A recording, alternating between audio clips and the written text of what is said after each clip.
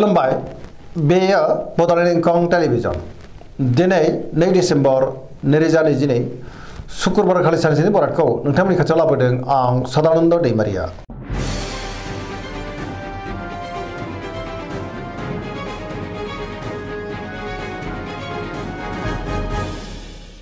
गिबि फरायथिं लादों मेष राशि गिबि हांखो अ ल दिनैनि साना जोबोर मोजां गोदान मिजिं आरो गोदान बोलो फैनो हागौ गोसोनि साननाया मोगथाङाव जाफुंनोबो हागौ समाजाव लोगो लेवा बांगोन बयजोंबो गोरोबनो रोंगोन मावनो लानाय खामानिखौ मावफुंनो हागोन गोसोखौ दिनै जोबोर गोजोननाय मोनगोन देहाया मोजाङै थागोन बहानिफ्रायबा मोजां खौरां फैनोबो हागौ रांखावरियाव मोजां होनजायो गोबां धोन आरजिनो हागोन आयाबो दिनै बांनो हागौ बेफार फालांगियाव जोबोर मोजां मुलाम्फा मोननो हागोन सोरबा लोगोनिफ्राय थोजासे हेफाजाबखौ मोननो हागोन न'खराव अननानै फैगोन बिमा बिफानि अननाय आरोफोरखौ दिनै मोननो हागौ गोसोनि बोलोआ बांगोन समाजाव बयजोंबो मान होजागोन सेंग्रा सिख्लाफोरा मोजां खौरां मोननो हागौ गोसोआबो दिनै जोबोर रमान्टिक जागोन आरो गावबा गावनि गोसोनि साननायखौ फोरमायलायनोबो हागोन। वृष राशि गिबि हांखो इ अ ब दिनैनि साना मोजां आरो गाज्रिनि गेजेरजों बाबेनलांगोन गोसोनि मिजिंफोरा दिनै जाफुङाबो जानो हागौ गोबां हेंथा फैनोबो हागौ गोबां जेंनाजों दिनै मोगा मोगि जानांनो हागौ मोनफ्रोमबो बिथिङावनो माबा नङा माबा मोनसे जेंना फैनो हागौ गोबां मोजां खाबुफोरा दिनै गोमाफिननो हागौ गोसोआ गलाय गुजाय जागोन गोसोनि बोलोआबो लोरबां जागोन मावनो लानाय खामानिखौ मावफुंनो हागोन अब्लाबो नाथाय माबा नङा माबा मोनसे गोरोन्थि जालांनो हागौ समाजावबो मान मोनगोन रांखावरियाव मोजां अब्लाबो नाथाय खरसायाबो बांगोन बेफार फालांगियाव मोजां होनजायो न'खराव बिसि फिसानि गेजेराव अननानै फैगोन बिदा फंबायजों मोजां सोमोन्दो थागोन देहाया मोजाङै थागोन अब्लाबो नाथाय जानाय लोंनायाव सांग्रां जानांगोन जायखि खामानि मावानो मोनफ्रोमबो खामानियावनो माबा नङा माबा मोनसे हेंथाबो फैनो हागौ गोसोनि साननायफ्रा देबार नांगोन नेगेटिभ एनार्जिनि गोहोम गोग्लैनो हागौ। मिथुन राशि गिबि हांखो क स दिनैनि साना बारा मोजां नङा गोजोननि आंखाल फैनो हागौ नेगेटिभ एनार्जिनि गोहोम गोग्लैनो हागौ गोसोआव दिनै बानाय फैनोबो हागौ मोनफ्रोमबो खामानिखौ मावफुंनो गोब्राब जागोन माबा नङा माबा मोनसे हेंथा फैनो हागौ गियाननि आंखाल जानोबो हागौ गोसोखौ दिनै जोबोर गुलाय गुजाय मोनगोन गोसोआ जोबोर लोरबां जानोबो हागौ देहाया मोजाङै थागोन अब्लाबो नाथाय जानाय लोंनायाव सांग्रां जानांगोन रांखावरियाव मोजां आयाबो दिनै बांनो हागौ बेफार फालांगियाव मोजां होनजायो न'खराव दिनै अनलायनो फैगोन समाजावबो मान मोनगोन गोबां लोगोफोरजों दिनै लोगो मोनज्लायनो हागौ अब्लाबो नाथाय नेगेटिभ एनार्जिनि गोहोमबो गोग्लैनो हागौ सोरबा लोगोनिफ्राय अननायखौ मोननो हागोन। कर्कट राशि गिबि हांखो ड ह दिनैनि साना जोबोर मोजां माबा नङा माबा मोनसे मोजां खौरां फैनोबो हागौ गोसोखौ दिनै जोबोर गोजोननाय मोनगोन सोरबा लोगोजों बाखनाय जानो हागौ गुबुनजों गाहाम सोमोन्दो लाखिनो रोंगोन सोरबा लोगोनिफ्राय थोजासे हेफाजाबबो मोननो हागौ गोसोनि साननायफ्रा मोगथाङाव जाफुंगोन गोसोआव पजिटिभ साननाय फैगोन गोथों आरो गोग्गो साननो रोंगोन गियाननि आंखाल जानाय नङा मावनो लानाय खामानिखौ थि समावनो आरो गोरलैयैनो मावफुंनोबो हागोन रांखावरियाव जोबोर मोजां गोबां धोन आरजिनो हागोन बेफार फालांगियाव दिनै जोबोर मोजां मुलाम्फा मोननो हागोन न'खराव बिसि फिसानि गेजेराव अननानै फैगोन बिदा फंबायजों मोजां सोमोन्दो थागोन देहाया दिनै मोजाङैनो थागोन फरायसाफ्रा फरायनायाव गोसो दुंखांगोन आरो मोजां फिथाइ मोननोबो हागोन।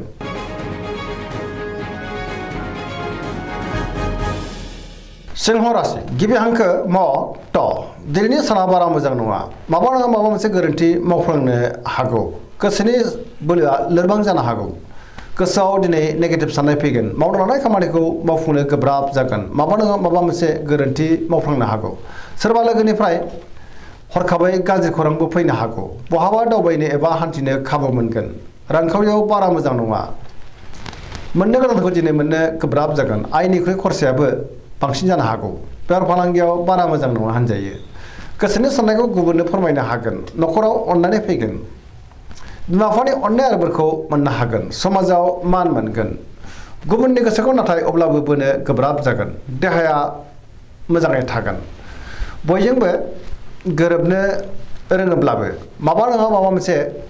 हेंथाबो फैनो हागौ गोसोआ दिनै जोबोर आला खाला जागोन।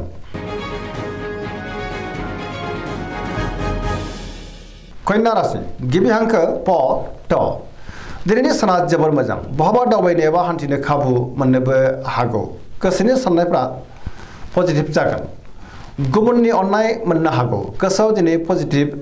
साननाय फैगोन गोथों आरो गोग्गो साननो रोंगोन गियाननि आंखाल जानाय नङा रांखावरियाव दिनै जोबोर मोजां बेफार फालांगियावबो जोबोर मोजां मुलाम्फा मोननो हागोन देहाया मोजाङै थागोन न'खराव अननानै फैगोन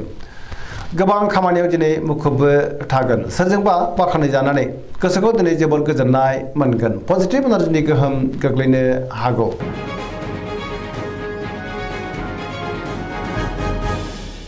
तुला राशि गिबि हांखो र ट दिनैनि साना जोबोर मोजां समाजाव लोगो लेवा बांगोन गोसोनि बोलोआ बांगोन गोसोनि साननाया जाफुंगोन मावनो लानाय खामानिखौ थि समावनो आरो गोरलैयैनो मावफुंनो हागोन देहाया मोजाङैनो थागोन अब्लाबो नाथाय जानाय लोंनायाव सांग्रां जानांगोन बहाबा हान्थिनो एबा दावबायनो खाबु मोननोबो हागौ रांखावरियाव मोजां बेफार फालांगियाव मोजां होनजायो मोननो गोनांखौ दिनै मोननानै गोसोआ दिनै जोबोर गोजोनगोन न'खराव बिसि फिसायनि गेजेराव अननानै फैगोन समाजाव मान मोनगोन बेफार फालांगियाव दिनै जोबोर मोजां होनजायो गुबुननि गोसोखौ गोरलैयैनो बोनोबो हागोन लोगोफोरनि हेफाजाब मोननो हागौ गोदान थांखि लानो रोंगोन सेंग्रा सिख्लाफोरनि गोसोआ दिनै जोबोर रमान्टिक जागोन आरो गावबा गावनि गोसोनि साननायखौ फोरमायलायनोबो हागोन गोसोआव पजिटिभ साननाय फैगोन गोथों आरो गोग्गो साननो रोंगोन।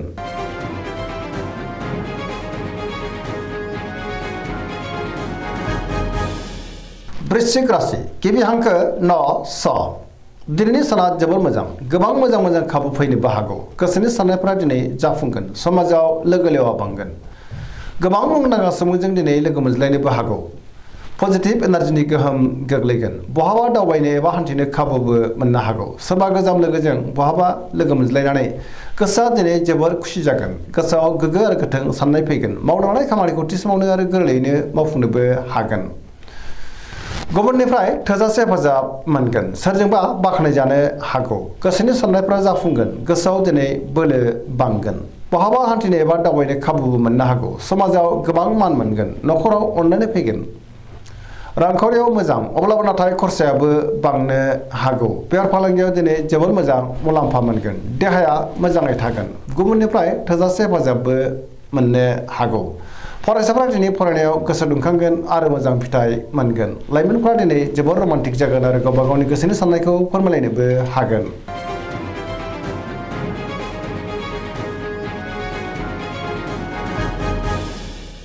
धनु राशि गिबि हांखो ढ फ भ दिनैनि साना जोबोर मोजां गोसोआव दिनै बोलो बांगोन मावनो लानाय खामानिखौ थि समावनो आरो गोरलैयैनो मावफुंनोबो हागोन सिगांनि बबेबा आद्रा खामानिखौबो दिनै मावफुंनो हागोन माबा नङा माबा मोनसे मोजां खौरां फैनोबो हागौ गोसोनि साननायफ्रा मोगथाङाव जाफुंनो हागौ रांखावरियाव मोजां अब्लाबो नाथाय खरसायाबो बांगोन बेफार फालांगियाव दिनै जोबोर मोजां मुलाम्फा मोननो हागोन गोबां मुंदांखा सुबुंजों दिनै लोगो मोनज्लायनोबो हागौ समाजाव गोबां मान मोनगोन बहाबा हान्थियोब्ला दिनै जोबोर मोजां आरो मोजाङैनो हान्थिनो हागोन देहाया दिनै मोजाङैनो थागोन न'खराव अननानै फैगोन बिदा फंबायनिफ्राय थोजासे हेफाजाब मोननो हागौ सोरबा लोगोनिफ्राय मोजां खौरांबो फैनो हागौ लाइमोनफोरनि गोसोआ दिनै जोबोर रमान्टिक जागोन आरो गोसोनि साननायखौ फोरमायलायनोबो हागोन लाइमोनफ्रा गावबा गावनि गोसोनि साननायखौ फोरमायनो हानानै गोसोआ दिनै जोबोर गोजोनगोन।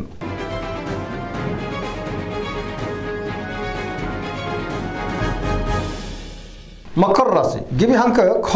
ज दिनैनि साना जोबोर मोजां गोसोआव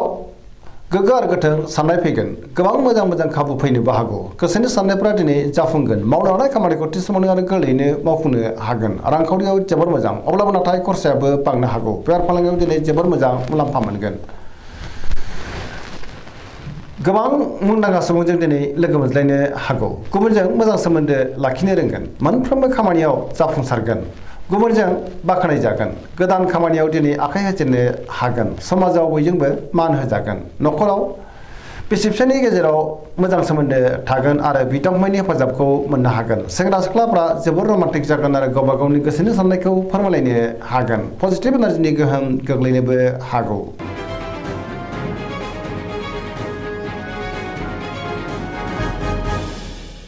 कुम्भ राशि गिबि हांखो ग स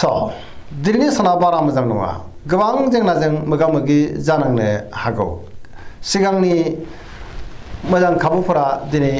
गोमाफिननोबो हागौ गोसोखौ जोबोर गलाय गुजाय मोनगोन मावनो लानाय खामानिखौ थि समावनो मावफुंनो गोब्राब जागोन माबा नङा माबा मोनसे गोरोन्थि मावफुंनो हागौ बहानिफ्रायबा गाज्रि खौरांबो फैनो हागौ समाजाव मान मोनगोन गोबां मुंदांखा सुबुंजों दिनै लोगो मोनज्लायनोबो हागौ अब्लाबो नाथाय सांग्रां जानांगोन रांखावरियाव मोजां बेफार फालांगियाव मोजां होनजायो देहाया मोजाङैनो थागोन नखराव अननानै फैगोन गुबुननिफ्राय हेफाजाब मोननो गोब्राब जागोन सोरनिबा गाज्रि नोजोर नांनोबो हागौ बिमा बिफानि अननाय आरबोरखौ नाथाय मोननो हागोन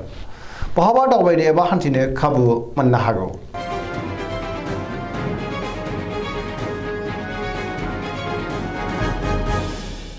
मीन राशि गिबि हांखो ड स दिनैनि साना बारा मोजां नङा गुबुननि थाखाय गोबां जेंनायाव गोग्लैनांनो हागौ गोबां बिथिङावनो सांग्रां जानांगोन मावनो लानाय खामानिखौ मावफुंनो हागोन अब्लाबो नाथाय माबा नङा माबा मोनसे गोरोन्थि जालांनो हागौ गोसोआव नेगेटिभ साननाय फैगोन गोसोनि बोलोआबो लोरबां जानो हागौ गावनि गोसोनि साननायखौ गुबुननो फोरमायनो हानाय नङा माबा नङा माबा मोनसे गोरोन्थि जालांनोबो हागौ देहाया मोजाङै थागोन रांखावरियाव मोजां नङा आयनिख्रुइ दिनै खरसायासो बांसिन जानोबो हागौ बेफार फालांगियावबो बारा मोजां नङा गोबां खहा जानांनो हागौ नखराव दिनै अननानै फैगोन सोरजोंबा रायखोमा जानोबो हागौ लाइमोनफोरनि गोसोआ दिनै जोबोर आला खाला जागोन फरायसाफोरा दिनै फरायनायाव गोसो दुंखांगोन आरो मोजां फिथाइ मोननोबो हागोन दिनैनि राशि फरायथिना एसेनोसै जोबनायाव बेखौनो खावलायो जाहाथे नोंथांमोना सानफ्रामबो जोंनि बे बड'लेण्ड इंखं टेलिभिजनखौ नायबाय थायो आरो साबस्क्राइब खालामो लोगोसे लाइक खालामो आरो शेयार खालामो एसेनोसै गोजोन्थों